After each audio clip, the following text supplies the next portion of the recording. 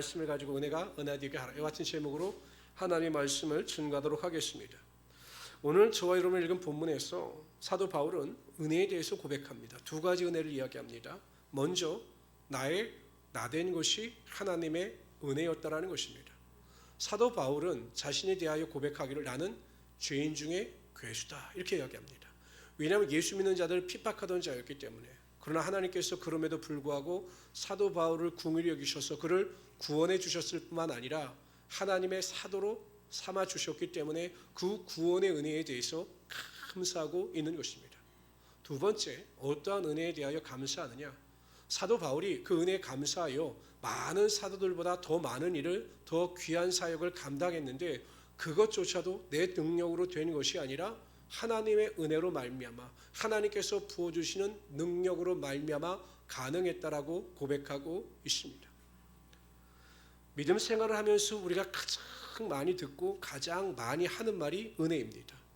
은혜라는 말도 가장 많이 듣고 은혜라는 말도 가장 많이 합니다. 성도들이 설교 말씀을 듣고 저에게 가끔 이렇게 이야기하는, 목사님 오늘 말씀을 듣고 많은 은혜를 받았습니다 라고 말씀하시는 분들도 있습니다. 어떤 분들은 찬양을 듣고 찬양의 은혜를 받았습니다, 우리 찬양팀의 찬양의 은혜를 받았습니다 라고 말씀하시고 고백하는 분들도 계십니다. 근데 어떤 경우에 보면 은혜라는 것을 잘 이해를 못하시고 은혜라는 것을 잘못 적용하시는 분들도 있습니다. 제가 한 번은 우리 목사님들과 식사를 하는데 제가 이렇게 막 점심을 먹는데 이제 예배를 드리고 앞에 계신 여자 목사님이 저를 물끄러미 이렇게 쳐다보시는 거예요. 그렇게 음식을 드시지 않고 저렇게 쳐다보실까?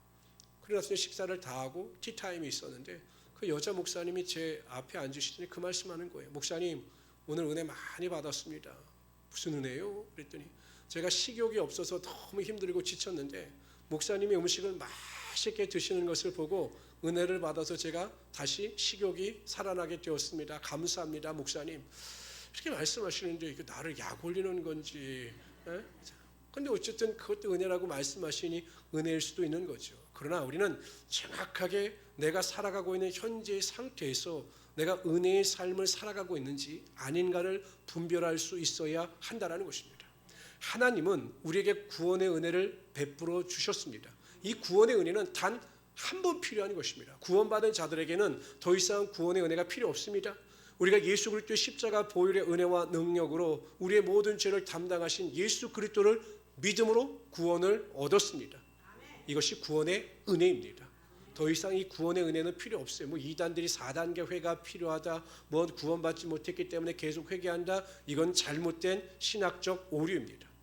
그런데 하나님은 우리를 구원하여 주시는 은혜뿐만 아니라 우리가 이 세상을 살아갈 때 끊임없이 우리 인생 가운데 하나님의 은혜를 베풀어 주심으로 하나님의 능력을 경험하게 하여 주시고 하나님의 기적과 축복이 우리의 삶 가운데 임하게 하여 주시는 것입니다. 하나님은 구원하여 주신 우리를 그냥 방치하고 계신 하나님이 아니시라 여전히 우리에게 관심을 가지시고 우리를 도우시는 은혜를 통해서 우리가 성도답게 이 세상을 살아가게 하시며 성도다운 축복을 누리며 이 세상을 살아갈 수 있게 하여 주시는 것입니다. 이것이 하나님의 은혜인 것입니다. 그러면서 신약 성경에 보면 은혜란 무엇인가에 대한 다양한 의미가 나타나고 있습니다. 보통 은혜라고 하는 헬라어는 카리스입니다. 카리스. 신약 성경이 헬라어로 기록되어져 있는데 헬라어로 기록된 이 신약 성경에서 은혜를 상징하는 헬라어 원어가 카리스입니다. 카리스. 근데 이 카리스라고 하는 은혜라고 하는 단어는 다양한 의미를 가지고 신약 성경에서 사용되어지고 있습니다. 그러니까 은혜의 다양성에 대해서 말씀하고 있는 거죠. 은혜란 어떠한 상태인가를 말씀을 통해서 알려주고 계시는 것입니다. 그래서 저는 이 시간 이 카리스라고 하는 헬라어의 원어의 의미를 통해서 과연 우리의 삶에 임하는 하나님의 은혜는 무엇이며 우리가 어떠한 은혜를 구하며 살아가야 할 것인가에 대해서 함께 은혜를 나누고자 합니다. 첫 번째로 은혜란 사랑 가운데 살아가는 것을 의미합니다. 다 같이 읽어봅시다. 시작. 예수는 그 지혜와 그 키가 자라가며 하나님과 사람에게 더 사랑스러워 가시더라. 여기서 사랑이 카리스입니다. 그러니까 우리가 은혜 가운데 살아간다라고 하는 의미는 무엇이냐? 사랑 가운데 살아간다는 의미입니다. 우리 안에 사랑이 충만할 때 우리가 은혜 가운데 살아가고 있습니다. 은혜 가운데 인생을 이끌림 받고 있습니다 라고 고백할 수 있게 된다는 것입니다. 첫 번째는 하나님을 사랑하되 마음을 다하고 목숨을 다하고 뜻을 다하여 하나님을 사랑하는 것이 은혜입니다. 우리의 믿음 생활 가운데 이것이 되어 있지 않으면 아무 소용이 없는 것이에요. 하나님을 사랑하는데 어떻게 사랑하느냐? 마음을 다하고 목숨을 다하고 뜻을 다하여 사랑하는 것입니다. 예수님께서는 이러한 하나님에 대한 사랑과 관련하여 제자들에게 이렇게 말씀하셨습니다. 아버지나 어머니를 나보다 더 사랑하는 자는 내게 합당하지 아니하고 아들이나 딸을 나보다 더 사랑하는 자도 내게 합당하지 아니하며 또 자기 십자가를 지고 나를 따르지 않는 자도 내게 합당하지 아니하니라. 야, 힘들지 않습니까? 어떻게 아들이나 딸보다 하나님을 더 사랑해야 하느냐라는 것이죠. 한번 여쭤봅시다. 여러분, 여러분들의 자녀들보다 하나님을 더 사랑하십니까? 하경 형제는 그렇죠. 사랑할 수 있죠. 없으니까. 손자 손녀를 여러분 보다 하나님을 더 사랑하실 수 있겠습니까? 그러실 수 있는 분만 아멘 하시길 바랍니다. 하나님께서 어느 날 나타나셔서 아브라함에게 말씀하셨듯이 내 손자 손녀를 내게 데리고 와서 번제물로 드려라 이렇게 명령하시면 여러분들 어떻게 하시겠어요? 내 아들과 내 딸을 그렇게 번제로 드려라 라고 말씀하시면 어떻게 하시겠어요? 저도 솔직히 장담 못합니다. 못하죠. 어떻게 내 정말 사랑하는 아들과 딸을 하나님께 번제로 드릴 수 있겠습니까? 그러나 그럴 정도로 하나님을 사랑하는 자가 하나님의 은혜 가운데 거하는 자다라고 고백할 수 있게 된다라는 것입니다. 여러분, 사도 바울이 이렇게 고백합니다.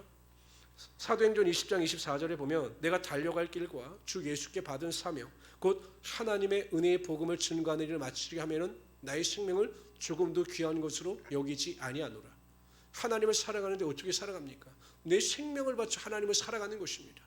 사도 바울은 말만 그렇게 하는 것이 아니라 그렇게 실천함으로 순교자의 삶을 살아갔습니다. 나의 생명을 들여서 하나님을 사랑하고 하나님의 일을 감당하다가 순교자의 생을 맞이하게 되었던 것입니다. 이것이 하나님을 사랑하는 것이에요. 감히 하나님을 사랑한다라고 말할 때 나의 생명마저도 하나님께 드릴 수 있습니다라고 고백할 수 있는 자가 하나님을 사랑할 수 있게 된다는 것입니다. 이 시대가 어떻습니까? 정말 하나님을 사랑하는 시대일까요? 내 생명을 바쳐 하나님을 사랑하는 성도들이 충만한 시대일까요? 아닌 것 같아요. 제가 보기엔 아닌 것 같아요. 조금만 힘들어도 뒤로 물러가고 어떻게 하면 하나님을 편하게 섬길까? 이번에도 제가 작은 교회 목사님들과 모여서 이야기를 하는데 그래도 우리 교회는 어느 정도 되니까 괜찮은데 한 10명, 15명 되는 교회는 성도들이 왔다 그냥 간대요. 냄새 난다고 가고 할 일 많을 것 같아서 가고 그래서 그냥 큰 교회 가서 편안하게 예수를 믿겠다라고 말하고 교회를 떠나갈 때마다 목사님들이 상처를 받는다라고 말합니다. 여러분, 신앙에는 편안하게 믿는다라고 하는 것이 성립되지 않아요. 여러분, 한 달란트를 땅에 묻어놓고 그냥 편안히 사는 자와 똑같은 것 아니겠습니까? 정말 믿음이 있고 하나님의 말씀을 믿는다면 어떠하든지 하나님을 위하여 나의 삶의 젊은 것을 모든 것을 드릴 수 있는 은혜 가운데 살아갈 수 있어야 한다라는 것입니다. 저는 우리 모든 성도님들이 특히 행복한 우리 순복음교회 성도님들은 그러한 믿음을 가지고 살아가기를 원합니다. 편하게 믿겠다, 대강 믿겠다 이런 믿음이 아니라 내가 하나님을 위해서라면 내 목숨마저도 좋은 것으로 귀하게 여기지 아니하며 하나님을 위하여 헌신과 수고의 삶을 살아가겠다라고 결심하시며 살아갈 수 있는 우리 성도들이 되시기를 바랍니다. 그럴 때 우리가 말할 수 있는 거예요. 나는 은혜 가운데 살아가고 있습니다. 하나님을 사랑하지 않으면서 내 만족과 기쁨을 쫓아 살아가면서 내가 하고 싶은 거 다 하고 사고 싶은 거 다 하고 놀고 싶은 거 다 놀면서 살아가는 자들은 은혜 가운데 살아가는 자들이 아닌 것입니다. 뿐만 아니라 우리가 은혜 가운데 사랑 안에 거한다라고 하는 의미는 하나님께서 여전히 그럼에도 나를 사랑하고 계심을 느끼면서 살아가는 것이 은혜 가운데 살아가는 것입니다. 성도 여러분, 세상 사람들은 자신의 이익을 쫓아 인간관계를 맺습니다. 제가 보면 아무리 형제간이라 할지라도 이익이 개입되면 형제간에도 우애가 금세 깨집니다. 물질 문제가 한번 개입돼 보시죠. 어디 형이 있고 어디 동생이 있습니까? 어디 누나가 있고 어디 부모가 있습니까? 요즘 이 물질 때문에 모든 인간관계가 다 깨집니다. 사랑도 우애도 다 깨집니다. 그러나 하나님은 전혀 그렇지 않으셔요. 우리가 어느 자리에서 어떠한 모습을 하고 계시든지 하나님은 여전히 저와 여러분을 사랑하시는 하나님이 되시는 것입니다. 우리가 세상의 모든 것을 다 잃었어요. 건강도 잃고 재물도 잃었습니다. 세상 사람들은 우리를 향해서 딱하다고 이야기할 겁니다. 아이고 어떻게 인생을 살다가 저렇게 되었는가 라고 하면서 우리를 거들떠보지도 않을 것입니다. 그러나 그 순간에도 하나님은 항상 우리를 사랑하시며 나와 함께 하시며 하나님의 사랑이 우리 가운데 거하게 하여 주시는 것입니다. 그러므로 그러한 하나님의 사랑을 믿는 성도들은 아무리 어렵고 힘들어도 좌절과 실패의 자리에 있다 할지라도 하나님의 사랑을 느끼는 것입니다. 하나님의 사랑을 느끼는 자들에게는 그래서 소망이 있고 기대가 있고 은혜가 있게 된다는 것입니다. 저는 목회자로서 성도들의 삶을 굉장히 공감합니다. 그렇잖아요. 어떤 경우에는 이렇게 말씀하시는 분들도 있어요. 목사님, 제가 인생을 살아보는데 너무 힘이 들어요. 기도할 힘조차 없습니다. 이렇게 말씀하셔요. 들어보면 맞더라고요. 정말 기도할 수 없겠다. 너무 힘들겠다. 이런 말씀을 하시는 분들에게 제가 어줍지 않은 충고를 하지 않습니다. 그래도 기도하세요. 그래도 믿으세요. 이렇게 말씀하지 않아요. 저는 단 한마디만 말씀을 드립니다. 성도님, 집사님, 안수 집사님, 그래도 하나님은 당신을 지금도 사랑하고 계십니다. 그 사랑을 믿으세요. 그러면 반드시 이길 수 있게 될 것입니다. 성도 여러분, 세상은 나를 버려도 하나님은 우리를 버리지 아니하십니다. 항상 하나님은 여전히 찾아오셔서 지금도 저와 여러분을 사랑하시는 하나님이 되시는 것입니다. 그러한 사랑을 믿으십시오. 그럴 때 우리가 은혜 가운데 살아갈 수 있게 되는 것입니다. 우리가 사랑 안에서 은혜 가운데 살아간다고 할 때 또 이웃을 내 몸과 같이 사랑해야 하는 것입니다. 여러분, 지금 우리 가족을 생각하고 우리 성도를 생각하면 그 사랑으로 인하여 기쁨으로 넘치는 성도는 내 마음에 은혜가 넘치는 성도입니다. 그런데 시댁을 생각하고 그냥 남편을 생각하고 그러면 마음에 분노가 들끓고 이런 생각이 드는 것은 마음속에 은혜가 사라진 것이에요. 여러분, 자녀들을 왜 사랑하십니까? 지금 자녀 있는 분들은 왜 자녀를 왜 사랑하십니까? 왜 손자 손녀들을 왜 사랑하십니까?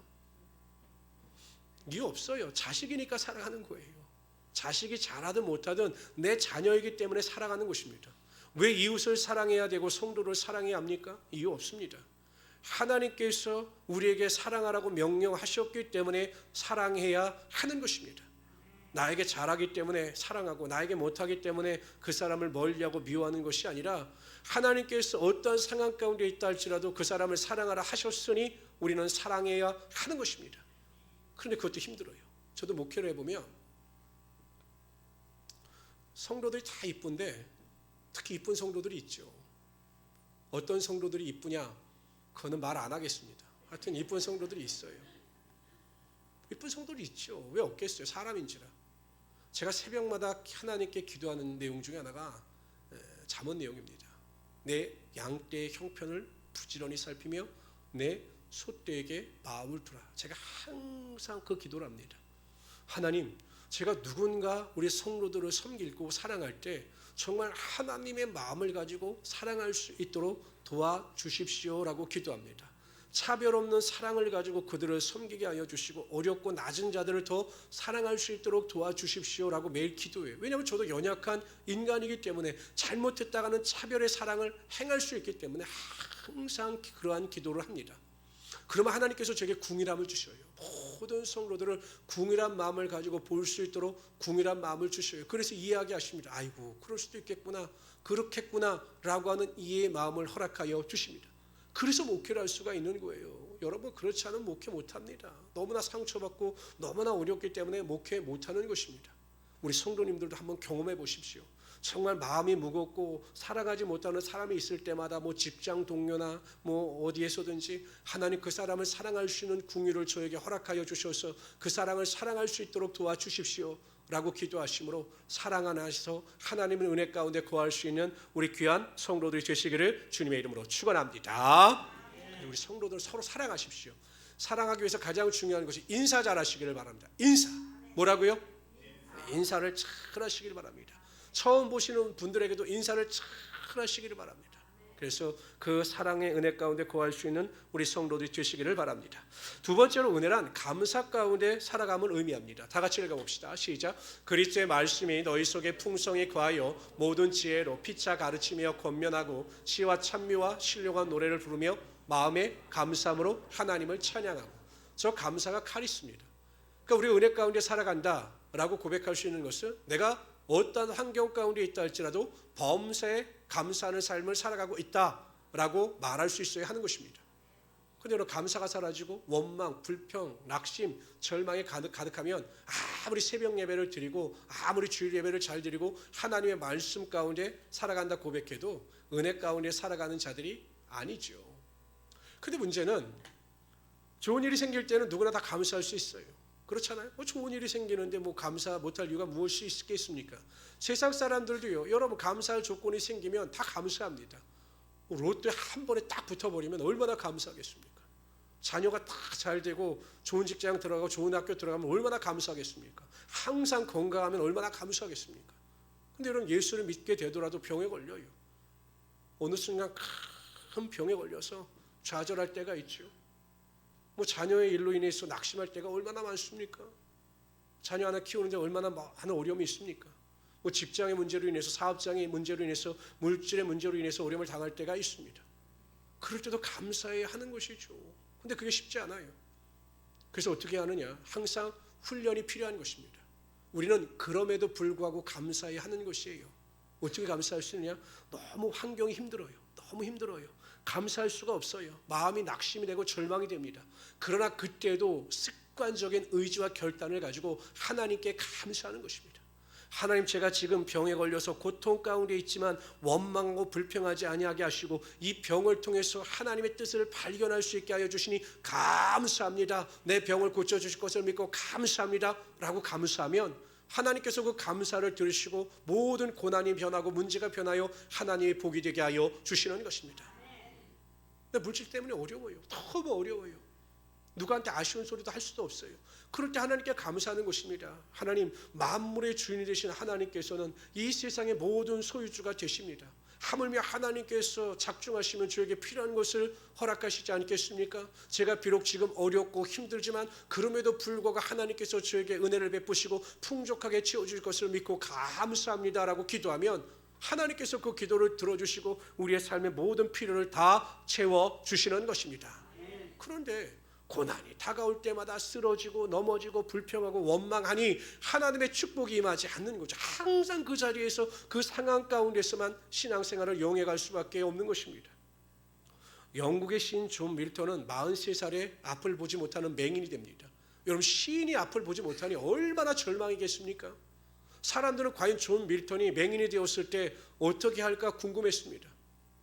그런데 존 밀턴이 이렇게 기도합니다.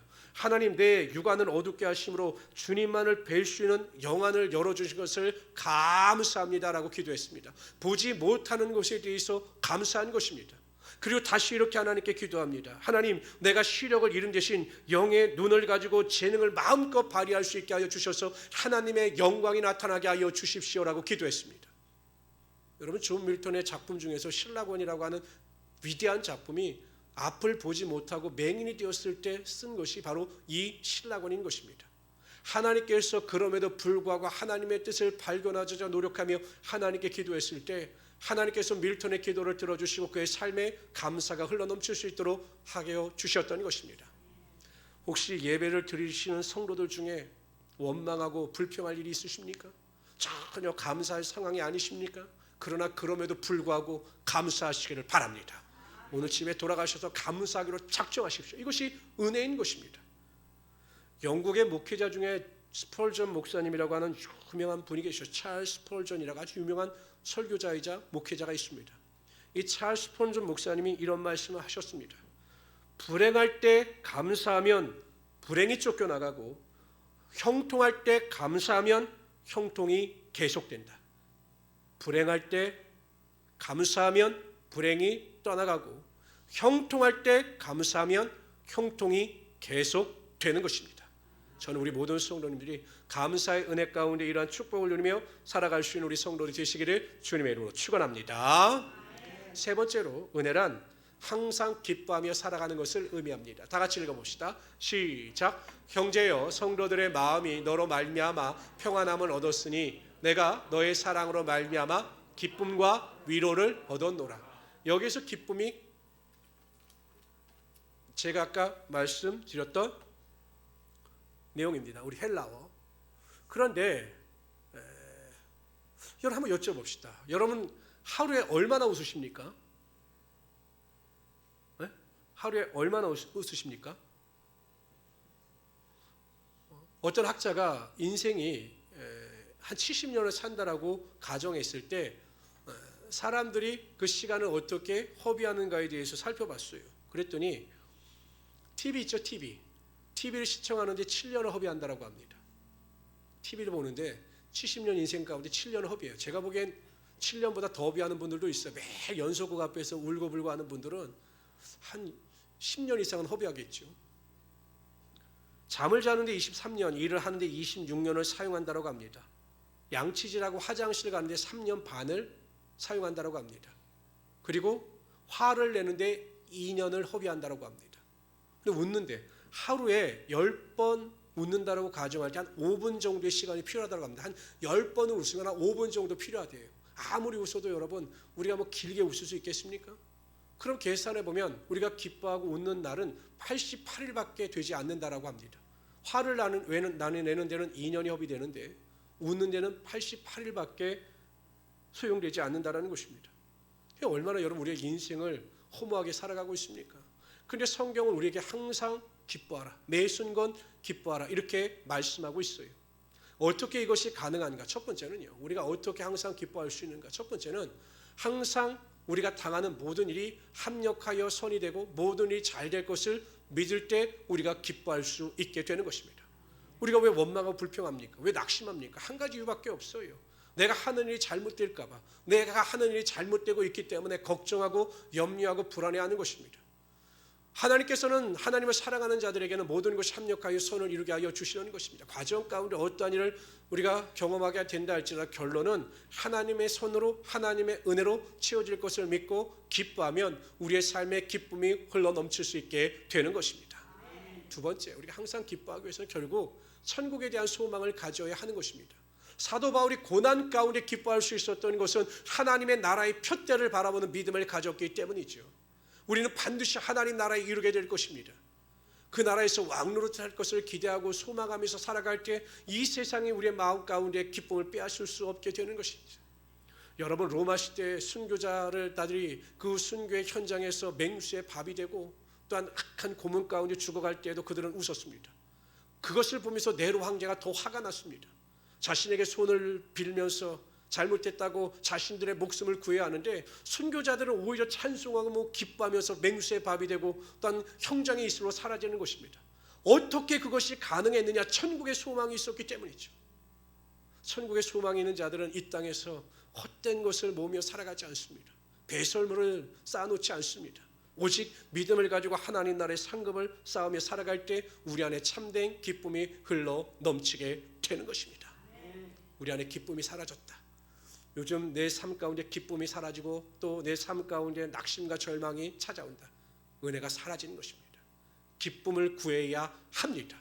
믿음 안에서 기뻐할 수 있어야 합니다. 그것이 우리가 은혜 가운데 살아가는 참된 성도의 모습이 될 수 있을 것입니다. 네 번째로 우리가 은혜 가운데 살아간다고 하는 의미는 성령 충만한 가운데 살아가는 것을 의미합니다. 다 같이 한번 읽어봅시다. 시작. 스데반이 은혜와 권능이 충만하여 큰 기사와 표적을 민간에 행하니 은혜와 권능이 충만했다. 이것이 성령 충만이거든요. 그러니까 은혜 가운데 살아간다라고 하는 것은 성령 충만함 가운데 살아가는 것을 의미하는 것입니다. 스데반 집사가 유대인들에게 고통 가운데 죽어가는 그 순간 가운데도 그들을 저주하거나 그들에게 대해서 악한 마음을 품지 않았습니다. 그는 그들에게 주는 고난과 핍박 앞에서 눈을 들어 하나님 나라를 바라보죠. 그래서 하나님 우편에 앉아 계신 예수 그리스도를 바라보고 예수 그리스도에 대한 소망을 가지고 마지막 순교를 합니다. 그들의 영혼을 위해서 중보기도를 합니다. 위대한 은혜와 능력 가운데 그의 삶을 맞이하게 되었습니다. 어떻게 그것이 가능했느냐? 성령 충만했기 때문입니다. 헬라어 카리스에서 파생된 것이 카리스마예요. 카리스마. 이 카리스마가 은사라는 거죠. 은사. 하나님께서는 성도들에게 구하는 자들에게 은사를 주셔요. 지혜가 부족한 자에게 지혜를 주시고 능력이 부족한 자에게 능력을 주시고 말씀을 삼한 자에게 말씀의 능력을 허락하여 주셔서 하나님의 일을 온전히 감당해 나갈 수 있게 하여 주시는 것입니다. 스가랴 4장 6절에 보면 이는 힘으로 되지 아니하고 능으로 되지 아니하며 오직 나의 신으로 되느니라라고 말씀하셨습니다. 성령의 충만한 은혜 가운데 살아갈 때 우리가 모든 일을 능히 감당하며 모든 일을 능히 행하며 나아갈 수 있게 된다라는 것입니다. 저는 성도들 중에 가장 어리석은 분들이 자신의 능력을 가지고 원망하고 불평하는 자들입니다. 아이고, 내가 이거밖에 안 되는데, 내가 배운 게 짧은데, 내가 가진 게 별게 없는데, 뭐 우리 부모가 어떤데, 내 환경이 어떤데, 이렇게 탄식하고 절망하는 분들이 제일 어리석은 분들입니다. 왜요? 하나님께서 우리의 아버지가 되어주시고 하나님께서 성령의 능력을 통해서 우리에게 모든 것을 채워주시는데 무엇이 걱정하고 염려할 필요가 있겠느냐라는 것입니다. 그래서 성령 충만한 성도들은 항상 긍정적이고 소망적인 믿음을 가지고 은혜 가운데 살아가는 자들입니다. 항상 그 입술을 통해서 남을 살리는 말이 흘러넘치고 긍정적인 믿음과 고백이 흘러넘치게 되는 것입니다. 그래서 저는 우리 모든 성도님들이 성령 충만한 가운데 살아갈 수 있기를 바랍니다. 은혜 가운데 살아갈 수 있기를 바랍니다. 성도 여러분, 우리는 결코 이 세상에 혼자가 아닙니다. 하나님은 여전히 우리를 사랑하시며 우리를 도우시며 우리에게 은혜를 베푸시는 하나님이 되시는 것입니다. 그 하나님의 은혜를 힘입어서 하나님만을 사랑하고 그 하나님이 나를 사랑하심을 믿으시기를 바랍니다. 이웃을 내 몸과 같이 사랑하시기를 바랍니다. 감사하시기를 바랍니다. 기뻐하시기를 바랍니다. 성령 충만하시기를 바랍니다. 그래서 세상에 감당할 수 없는 그 믿음을 가지고 은혜 가운데 승리하며 살아갈 수 있는 하나님의 귀한 성도들이 되시기를 주님의 이름으로 축원합니다.